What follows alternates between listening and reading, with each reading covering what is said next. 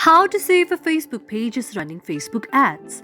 If any day you would like to see whether your Facebook page is running Facebook ads or not, just follow the following steps.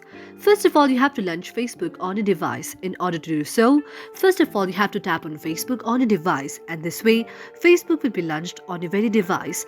After that, you have to go to the settings icon out there, and then you can see a screen like this. Now you can see the option of Ad Center. When you see the option of Ad Center, you have to tap on the option of Ad Center. And when you tap on the option of Ad Center, you'll see a screen and interface like this. You can see two options, Create and Manage, and you have to go to the option of Manage. After you go to the option of Manage, you'll see an interface like this. You can see the advertising summary where you can see the currently viewing option out there, and you can see the major option, that is recent ads option there.